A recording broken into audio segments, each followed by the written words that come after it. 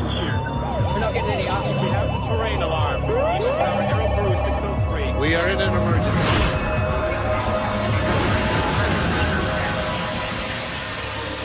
This is a true story. The reconstructions are based on original cockpit voice recordings and eyewitness accounts.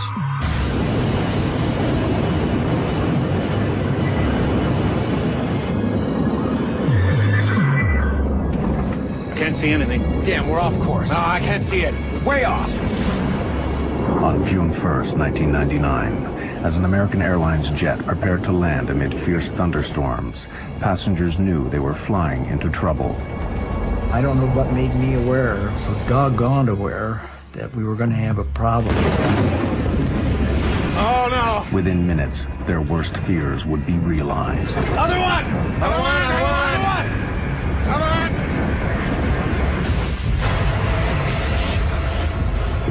I'm yelling, get away from the plane. Run. Get away from the plane. I don't know where we're at, but there's a road that goes around the airport.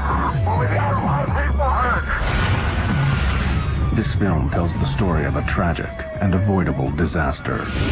The investigation would reveal a lethal combination of pilot error, the devastating effects of severe weather, and a dangerous race to keep the plane on schedule. It would also uncover disturbing evidence of an industry-wide failing, one that could kill again at any time.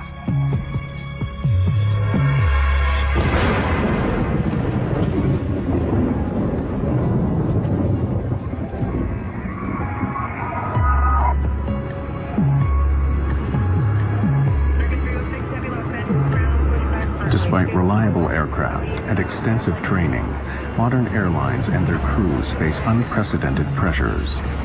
Intense industry competition demands that the whole system, from the flight planners to the pilots, be efficient and on time. The stresses this can bring would play a vital role in the loss of Flight 1420.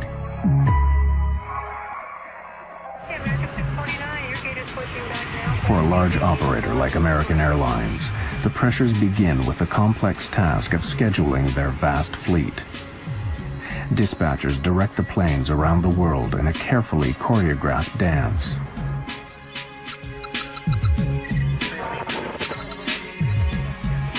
The strain of maintaining this efficiency affects the entire system. Of course, competition has become very intense, a lot of pressure on the dispatchers, pilots, flight attendants, and basically the whole infrastructure to accomplish the mission and make a dollar.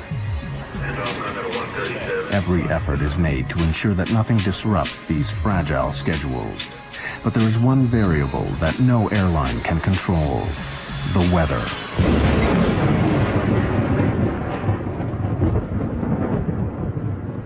The southern states of America are especially prone to severe weather, where storms not only cause delays, but pose extreme dangers to commercial jets.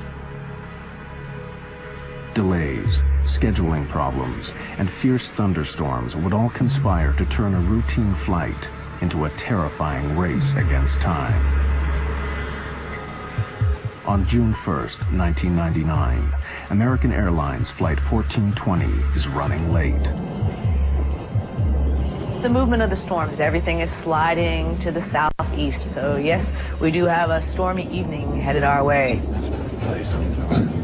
The delay of Flight 1420 put pressure on the pilots even before takeoff. The responsibility can fall on flight crews to keep a tight schedule on track. Dispatch, please. Yeah, it's Michael Argo. Crews have strict legal limits on their duty time. The first officer warned the dispatcher that they were in danger of running out of time. Duty time limit at around 11:16. The flight had to take off within the next hour or be canceled. And the pilots also became aware of another pressure caused by deteriorating weather near their destination. Pilots had a weather briefing that they got before they departed Dallas-Fort Worth, which provided the forecasts, the weather alerts. The dispatcher and the captain preparing for the flight looked at the weather information and thought they could get to Little Rock before the thunderstorms impacted. The 139 passengers just wanted to get home. I was traveling with my son and my daughter. We were coming home from our vacation. It was my daughter's first flight. The plane was late and there were a lot of delays, of course. It was tiring, it was frustrating, it was late at night. They soon began to sense that Flight 1420 was racing against the weather. As they called for us to board the plane, they wanted us there and just to get on really quickly. Just get on, sit down, put your seatbelt on, we're going.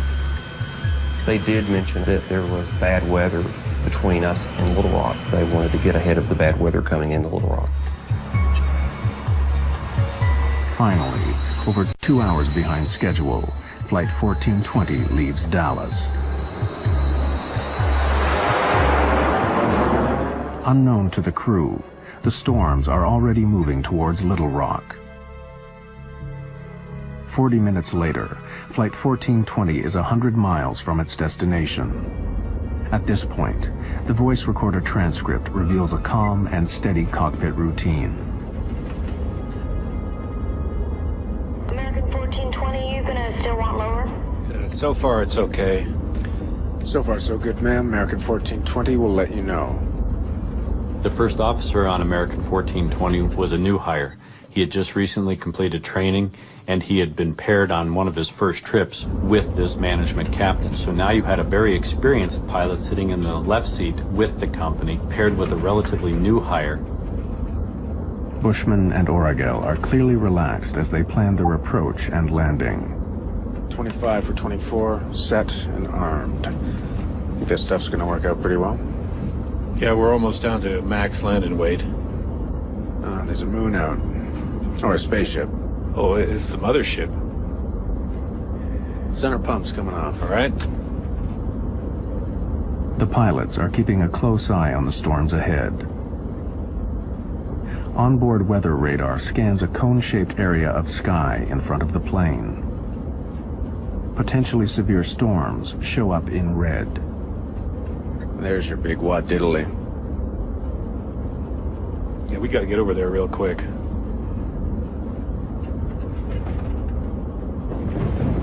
Don't like that. That's lightning.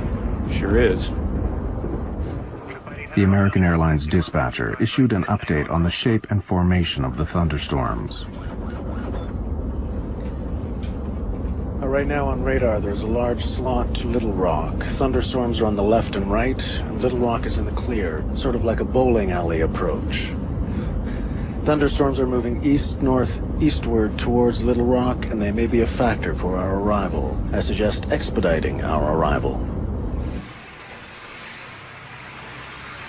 Dispatcher gave this flight crew the weather information. It appeared to him that there was going to be a gap, or what he called the bowling alley, where you had two types of thunderstorms, or two thunderstorms with an alley between it, and that the flight crew, if they had expedited their travel to Little Rock, could probably make it up that alley before the two storms closed together.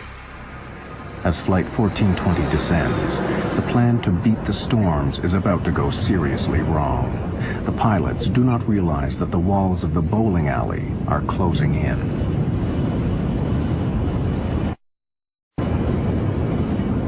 The route flown by American Airlines Flight 1420 is flanked by treacherous thunderstorms, a corridor the pilots call the bowling alley.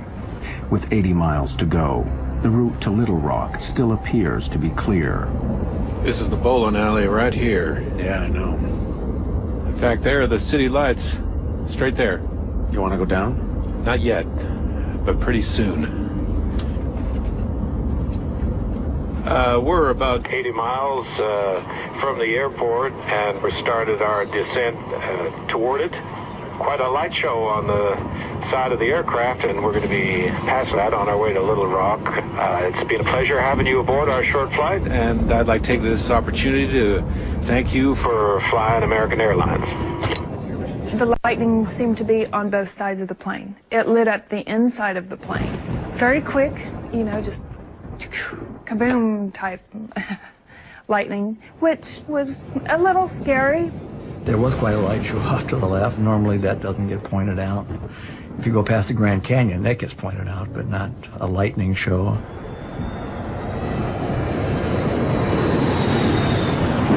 As the plane descends, transcripts of the cockpit voice recording show that the pilots are aware of rough weather ahead.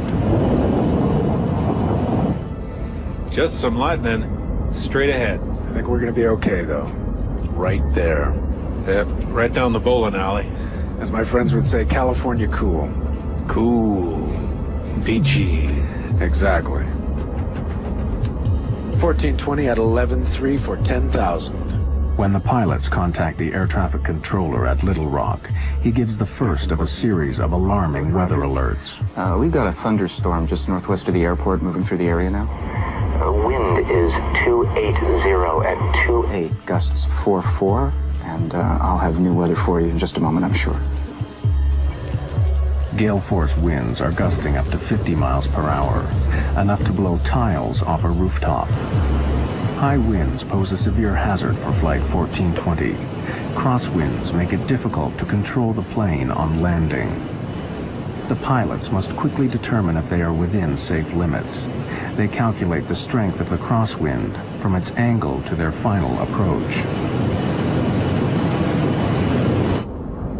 All right, so that's 280 at 4.4. Gusts at 44. Right. Near the limit. Well, it's 40 degrees off. I mean, you're not out of the limit because of the angle, but that's pretty close.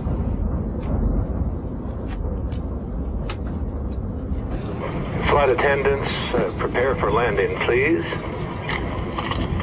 The pilot's attention now returns to the bad weather ahead.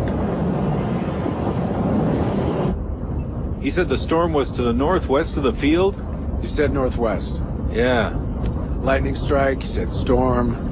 But the task of tracking the storms is made more difficult by the lack of sophisticated radar at Little Rock. American 1420, your equipment's a lot better than what I have. How's that final for 22 left looking? What's that? We can see the airport, but we can just barely make it out. We should be able to make 22. That storm is moving closer like your radar says. But it's a little farther off than you thought. The controllers are going, well, your radar is better than mine, so forth. The controller in this accident had a monochromatic, or basically almost a black and white set of a radar, and could not determine the intensities of the storm.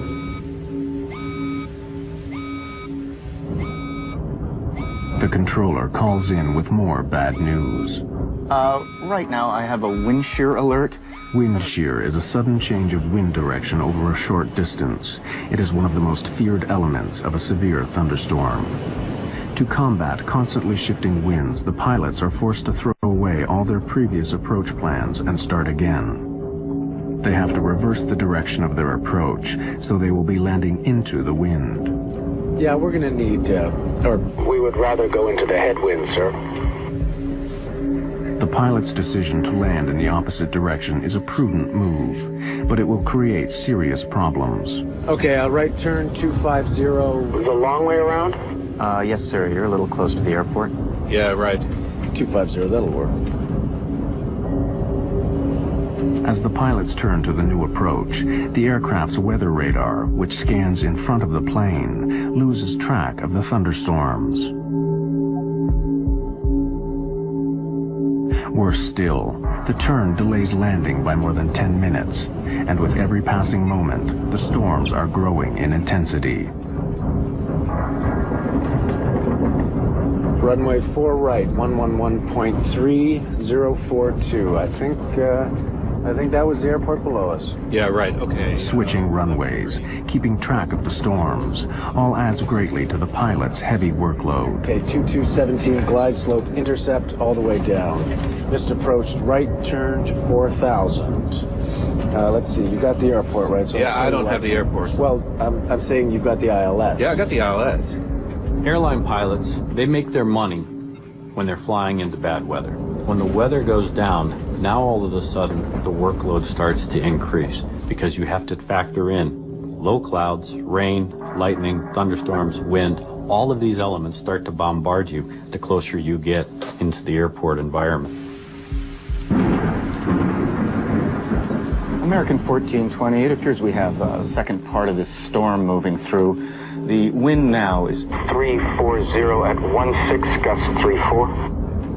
With the storms worsening, the pilots need to make it to the airport as quickly as possible. You want to accept the short approach? Keep it tight? Yeah, but if you can see the runway, because I don't quite see it. Yeah, it's right there. All right. You see it? You just point me in the right direction. I'll start slowing down. Give me flaps 11. The transcripts now reveal rising confusion on the flight deck as the captain struggles to fix the position of the airport. Okay, did you notice something? Did you see the airport there? Where? There, okay? Right. You're on a base for it, okay? It's right there. Well, I'm on a base now? It's like a dog leg. We're coming in, and there it is, right there. I lost it. I don't see how we can maintain visual. The pilots now abandon their direct visual approach and request help from Little Rock's instrument landing system. But this delays landing even further. Approach, American 1420. American 1420, yes, sir. Yeah, there's a cloud between us and the airport, and we've lost the field. We're on a vector. Well, basically we're on the last vector you gave us. Which is like a dog leg, it looks like. American 1420, can you fly heading 220? I'll take you out for the ILS. This news footage shows the storm on the night of the crash. On the airfield, heavy rain cuts visibility even further. Captain Bushman is getting frustrated. Yeah, I hate droning around visual at night and weather without having any clue where we are. The thing that was really getting to me was I knew we were getting very low. I knew that the rain was not letting up and that we were being jolted around quite heavily. See how we're going right in the middle of this crap? Right. Approach, American 1420. I know you're doing your best, sir, but we're getting really close to this storm, and we'll keep it really tight if we have to. The plane was rocking and rolling at that point. It was pretty doggone unstable. I don't know what made me aware, so doggone aware, that we were going to have a problem. I don't know what did that. As Flight 1420 lines up for final approach, they head straight into the thunderstorm. The crisis for Flight 1420 is about to get even worse.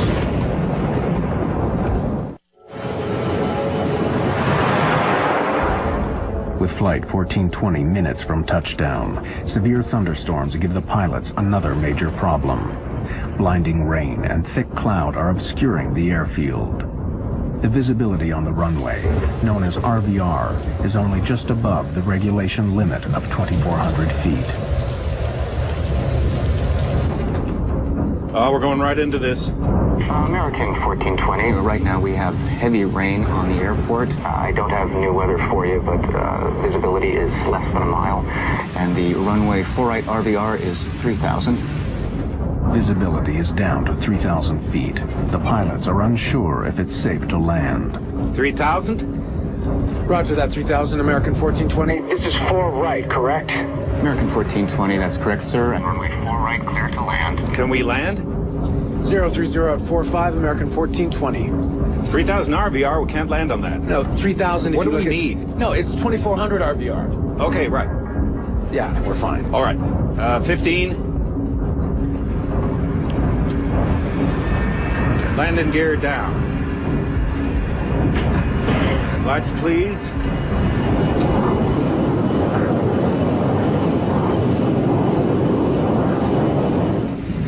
As we descended through a very dark black cloud. The rain seemed to be going horizontal.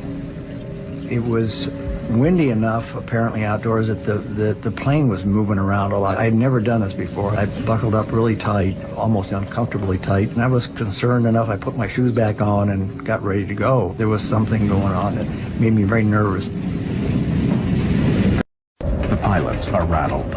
Under pressure, they begin to make mistakes. Can't see anything. Looking for 460. It's there. Couldn't see anything. The wind was throwing the plane around so violently. I think it was enough of a crosswind that I was afraid we were going to land on the wing. We felt like we were going to tip over. I mean, it just felt that bad. You want 40 flaps? Yeah, I thought I called it. I knew the way he was jockeying the plane and the sounds of the engines that he was trying to get lined up for the runway, and I couldn't see it, but I could tell we were close, and I kept thinking, where's the runway? 1,000 feet. 20. 40-40 land. This is a can of worms. Wind is 330 at 28. I'm gonna stay above it a little. There's a runway off to your right. You got it? No. I got the runway in sight. You're right on course. I got it. Stay where I you're got at. it. I got it.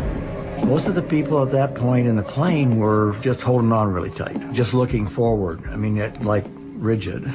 I suspected the worst. I mean, I really did. We might not get down.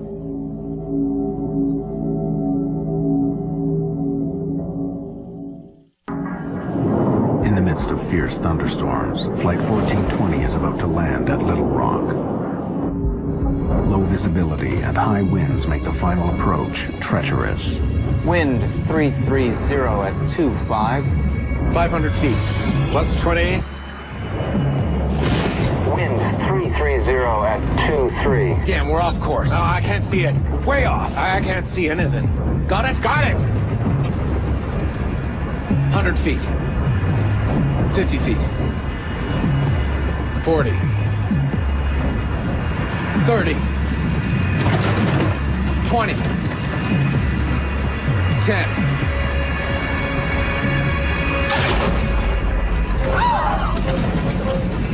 We hit the runway real hard. We didn't slow down. We're down. We're sliding. Oh, no. We were still going very, very, very fast. And at that point, I thought, we're dead. On the brakes!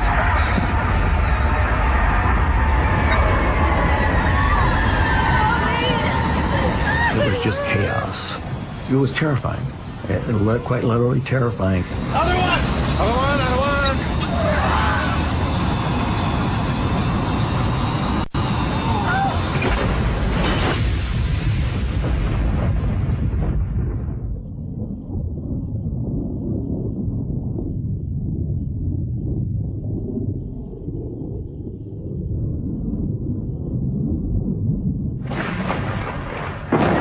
When the plane actually stopped, there was a moment of absolute, total silence.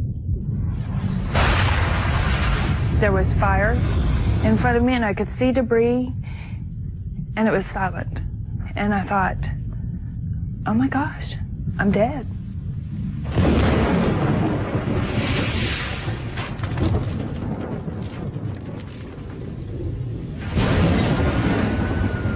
Within those minutes, I heard a small scream, and I heard it get louder and louder and louder, like it was on a megaphone.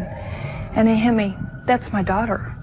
And it's like, oh, okay, we got to get out of here. You know, we got to do something. The passengers struggled to get out before fire engulfed the cabin. I had a broken scapula, dislocated shoulder, and cracked ribs, and all sorts of stuff going on. But I didn't feel a thing. I just wanted to get out. I was not going to die in that thing. I got out of that plane probably in 10 seconds. It's like being in war. Go, go, go. I'm yelling, get away from the plane. Run. Get away from the plane. Go, go, go.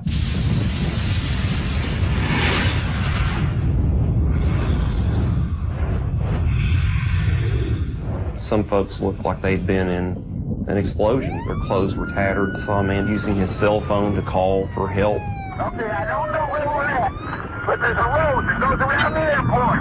Well, we got a lot of people hurt.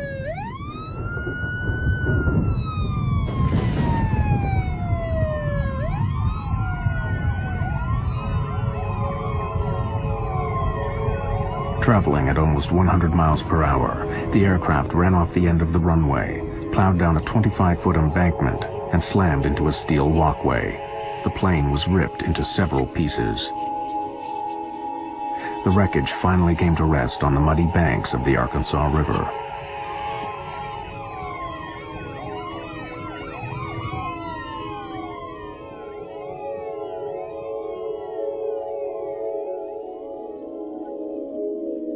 Ten passengers died in the crash.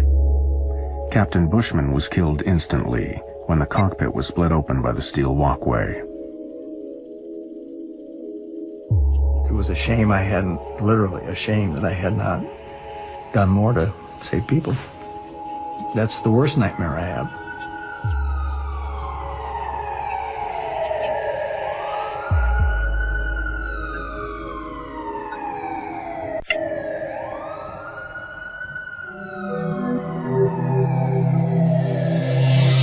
The U.S. National Transportation Safety Board was notified immediately. Greg Fife was the NTSB's chief investigator. The night American 1420 happened, I received a phone call about 1 o'clock in the morning from our communications center at the NTSB advising that there had been an aircraft accident at Little Rock and there may be some fatalities involved. Fellow investigator Don Ike was quickly on scene. There's a sense of adrenaline as an accident occurs like this, where you're being launched to the accident scene. And there's a strong urge to get there, to try to find out what happened, to document the facts so we can prevent it from happening. The NTSB set up a command center close to the site. They would spend the next 18 months piecing together the events that led to the crash. We did have a basic idea when we got on scene of what had happened. We just didn't know why. We knew the airplane went off the end of the runway. We knew that the pilots couldn't stop it. We knew that the aircraft was destroyed going through this catwalk. We knew that the subsequent post-crash fire killed people. We just didn't know why at that point. The NTSB worked backwards from the impact, piecing together the sequence of events from final approach all the way back to Dallas-Fort Worth. The first question for investigators was why the pilots had been unable to stop the plane. Analysis of the tire tracks left by the skidding plane showed a complete loss of control after touchdown. When you look at the width of those tire tracks, you then see that the airplane wasn't going straight, but in fact was sliding sideways. Here you have this machine that weighs 130, 140,000 pounds. It has 100 or so people on it. It is sliding uncontrolled off this runway. Something had gone terribly wrong on landing, and investigators wanted to know why. They questioned the survivors of Flight 1420, who would provide an extremely important clue.